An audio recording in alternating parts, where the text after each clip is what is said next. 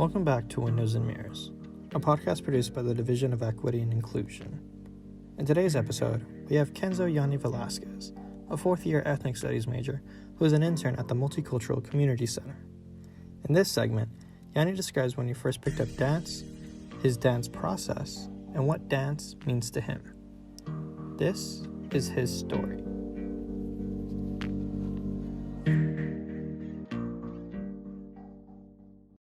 I picked up dance somewhat formally in high school, starting my sophomore year. I joined the school's dance program. It was a very flexible program in terms of you kind of go in, and if you had something you want to do, you had the space to cultivate it. The teacher is someone I look up to a lot. She was more grounded in like ballet and contemporary. So for someone who wanted to pursue more urban hip-hop choreography, most of my exposure was through YouTube and I think throughout high school I probably took 1 to 3 actual outside workshops.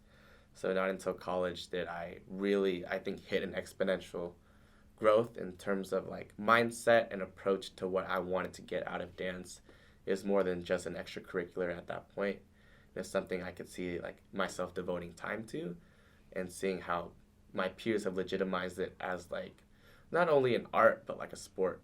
Similar to sport, as someone who swam for about 12 years competitively, dance, it takes commitment in terms of devotion to your own body too.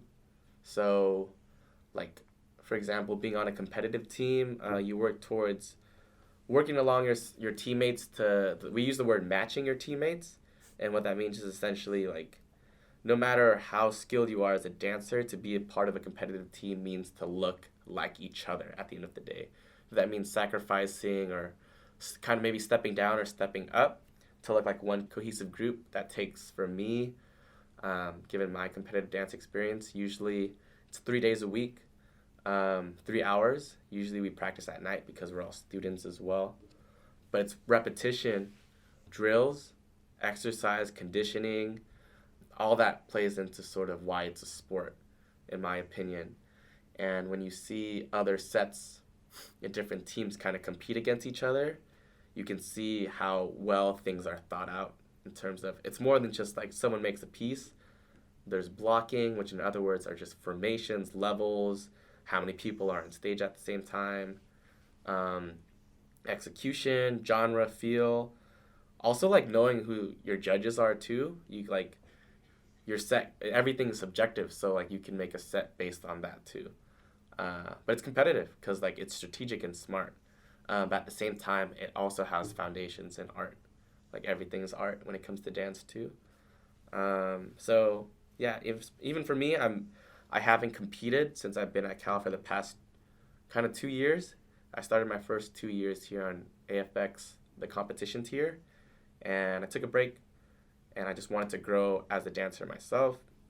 Now I'm back in the competition scene with Groove, and it's really exciting. I'm personally not in it to compete per se.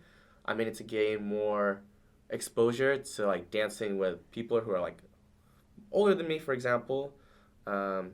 The team is called Groove, and I feel like personally my experience in the Berkeley dance community, there's not a lot of teams that focus on grooving too, which I think is so foundational to like dance itself. So yeah, I'm hoping just to like explore areas of discomfort, and I feel like being able to explore like discomfort can happen both in an art and a sport. That's cool. I remember you telling me that you also do videos on YouTube. You showed me a video. I think it was called Hallucinations. Yeah. Tell me about that. Yeah. So, I think kind of backtracking in terms of when I wanted to start dance, I saw just people putting out dance videos on the internet, and that's something I wanted to do, like Brian Puspos, for example. And it's really inspiring, specifically for Brian Puspos, because he is a Filipino American, and I was just like, oh, it's like a mirror for me, and I want to embody sort of the art he's putting out. So it's been a goal for me at Cal to put out a video every semester I'm here. Now that I'm a senior, I've definitely put out at least 6 videos. Um, and there's no incentive, really. It's for me to create to sort of sustain my own creative mind. And it's exciting because I never really know what I want to create. In terms of my process, it always starts with a song, any song that really puts me in a mood. And all my pieces that I've uploaded have had different moves, whether it be like Bay Area hype, um, sort of internal exploration, like something that's really moody or maybe emotional. Sometimes really like just to look cool. So it depends on what song speaks to me. Right now, I'm having a piece drop, and since I've put my videos out starting in college, I've always had my closest friends be in my videos. Um, and it's just because it's emphatic of the fact that I just want to do it for fun, and dance is about community members too. So the thing that's different about this piece I'm about to drop, I think sometime this week, this is the first video of me just dancing by myself, and it reflects sort of where I am, I think, at Cal and in my life. And I feel like I'm a very open person, a very honest person, but now I've been wanting just to, give myself at least the chance to shine by myself. And I am someone who practices self-love a lot. So I just wanted this piece to reflect, where I am right now confidently. It is a piece that looks pretty cool in my opinion. And it was a song that really stood out to me and pushed me, I think, musicality wise.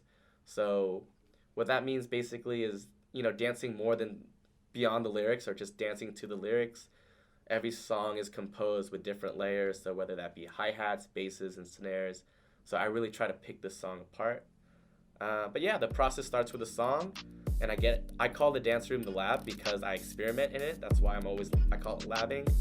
And from there, I just go with the flow. Sometimes I freestyle, but my process is just going like 1/8 count at a time.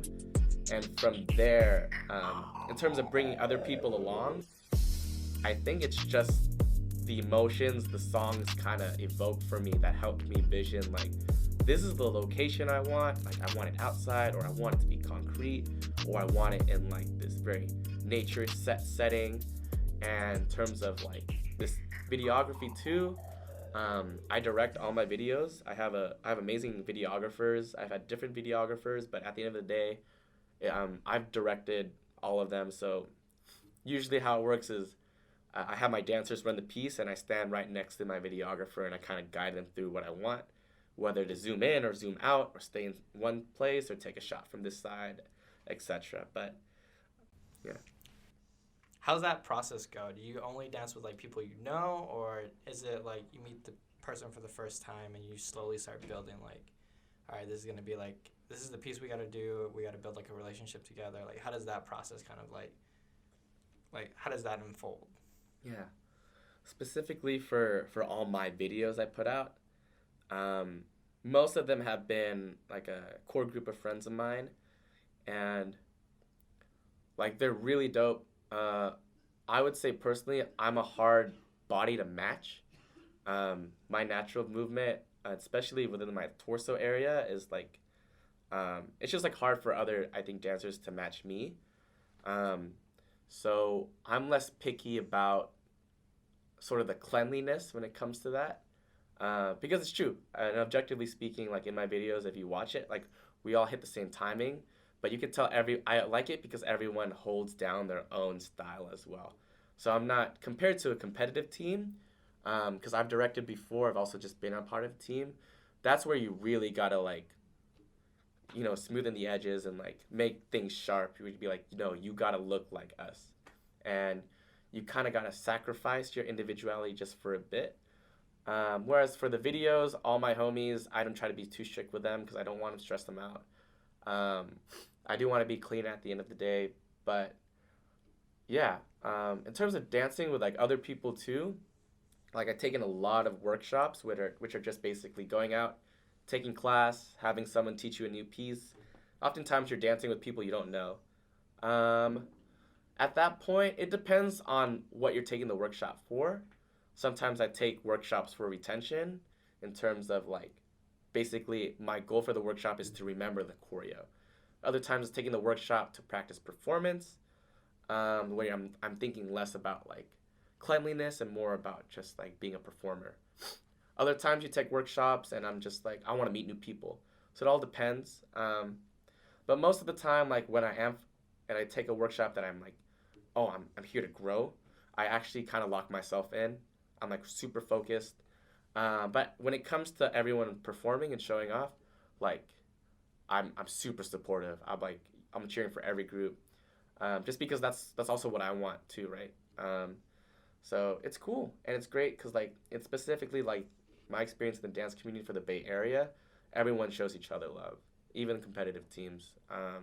Now that I reflect on it, it's actually like it's pretty exciting, I think, to have ownership of your art, especially as there's a lot of dancers at Cal, in my opinion, just you devote yourself to a team, but also when you can make the time to devote to yourself.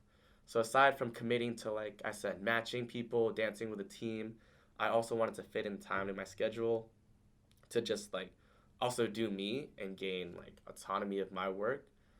And it's crazy because people don't tell you to do this stuff. No one tells me to make videos, and that's something I'm really proud of. That I'm not doing this for anyone, and it's coming from somewhere genuine and raw.